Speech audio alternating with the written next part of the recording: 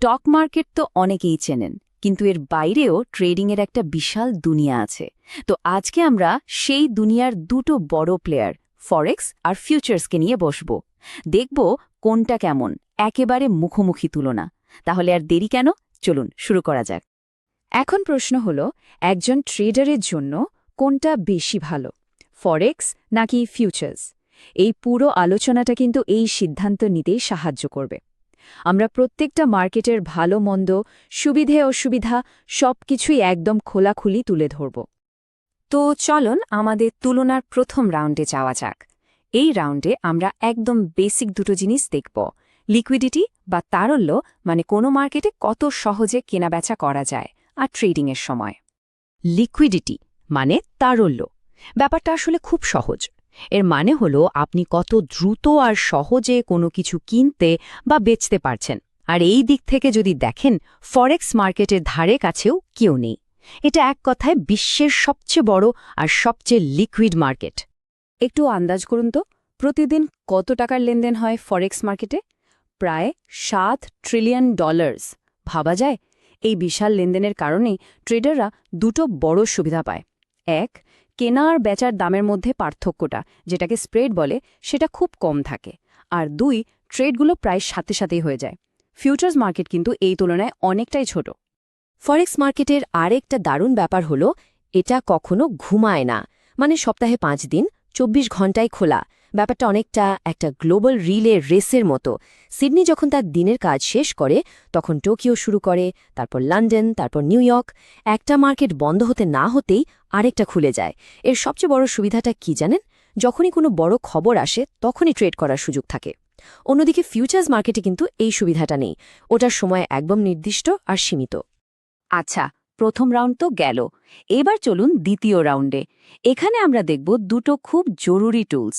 একটা হলো লেভারেজ, মানে কম টাকায় বেশি ট্রেড করার ক্ষমতা, আর অন্যটা হলো ট্রেডিংয়ের খরচাপাতি।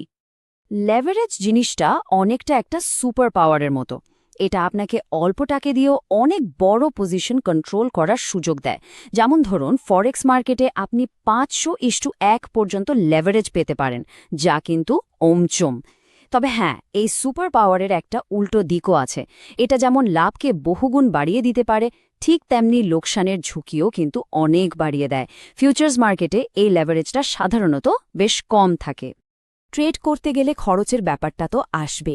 এখানেও দুটোর মধ্যে বেশ বড় একটা পার্থক্য আছে। ফরেক্স ব্রোকাররা সাধারণত আলাদা করে কোনো কমিশন নেয় না। তাদের লাভটা আসে কেনা আর বেচার দামের ছোট্ট একটা পার্থক্য থেকে, যেটাকে আমরা স্প্রেড বলি। কিন্তু ফিউচার্স মার্কেটে ব্যাপারটা অন্যরকম। ওখানে প্রত্যেকটা ট্রেডের জন্য আপনাকে আলাদা করে কমিশন, এক্সচেঞ্জ ফি, ক্লিয়ারিং ফি এই সবই দিতে হবে। ঠিক আছে, খরচের কথা তো হলো। এবার চলুন আরেকটু ভেতরে যাই।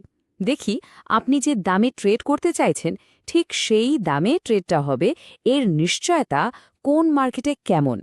সাধারণত ফরেক্স মার্কেটে আপনি যে দামে অর্ডার দেন, ট্রেডটা প্রায় সাথে সাথে সেই দামেই হয়ে যায়। মানে যা দেখছেন তাই পাচ্ছেন। কিন্তু ফিউচার্স মার্কেটে স্ক্রিনে যে দামটা দেখা যায়, ওটা আসলে শেষ যে ট্রেডটা হয়েছে তার দাম। এর মানে এই না যে আপনার পরের ট্রেডটাও ঠিক ওই দামেই হবে। এখানে কোনো গ্যারান্টি নেই। এতক্ষণ তো অনেক কিছু নিয়ে কথা বললাম, কিন্তু এখন যে বিষয়টা নিয়ে আলোচনা করব, সেটা সম্ভবত সবচেয়ে জরুরি: ঝুঁকি আর নিয়মকানুন। সত্যি বলতে কি, এই জায়গাতেই ফরেক্স আর ফিউচার্সের মধ্যে আসল পার্থক্যটা চোখে পড়ে। এই কথাটা একবার খেয়াল করুন। ফিউচার্স মার্কেটের সবচেয়ে ভয়ের দিকটা এটাই, আপনার লোকসান এতটাই হতে পারে যে তা আপনার অ্যাকাউন্টে থাকা সব টাকা শেষ করে উল্টো আপনাকে ঋণী করে ফেলবে।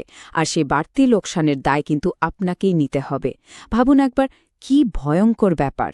এই টেবিলটা দেখুন, পার্থক্যটা একদম পরিষ্কার। একদিকে ফরেক্স প্ল্যাটফর্মগুলোতে একটা সেফটি নেট আছে। আপনার লস অ্যাকাউন্টের ব্যালেন্সের বেশি হতে পারবে না, সিস্টেম আপনাকে আটকে দেবে। কিন্তু ফিউচার্সে লোকসানের কোনো সীমা নেই। আরেকটা বড় পার্থক্য হল নিয়মকানুনে। ফরেক্স মার্কেটটা হল ডিসেন্ট্রালাইজড বা বিকেন্দ্রীভূত। অন্যদিকে ফিউচার্স মার্কেট কিন্তু খুবই নিয়ন্ত্রিত, একটা সেন্ট্রাল এক্সচেঞ্জের মাধ্যমে চলে। এর ফলে ফিউচার্সে স্বচ্ছতা আর নিরাপত্তা একটু বেশি পাওয়া যায়। তো আমরা অনেক কিছুই জানলাম। এবার সব তথ্য এক জায়গায় করে সিদ্ধান্তে আসার পালা। চলুন দেখি কোন ট্রেডারের জন্য কোন মার্কেটটা আসলে ঠিক। ব্যাপারটা যদি একদম সহজ করে বলি তাহলে দাঁড়ায় এরকম।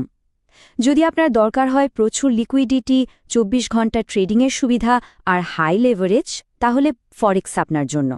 আর যদি আপনি একটা নিয়ন্ত্রিত স্বচ্ছ পরিবেশ আর স্ট্যান্ডার্ড কন্ট্রাক্ট চান, তাহলে ফিউচার্স আপনার জন্য ভালো। শেষ পর্যন্ত পুরো ব্যাপারটা নির্ভর করছে আপনার নিজের স্টাইল আর আপনি কতটা ঝুঁকি নিতে প্রস্তুত তার ওপর। এই যে এতগুলো পার্থক্য আমরা দেখলাম, এরপর আসল প্রশ্নটা কিন্তু নিজেকেই করতে হবে। নিজের ট্রেডিং স্টাইল আর লক্ষ্যের সাথে কোনটা বেশি খাপ খায়, ফরেক্স নাকি ফিউচার্স? এই একটা প্রশ্নের উত্তরে কিন্তু ঠিক করে দেবে আপনার ট্রেডিংয়ের ভবিষ্যৎ পথচলা।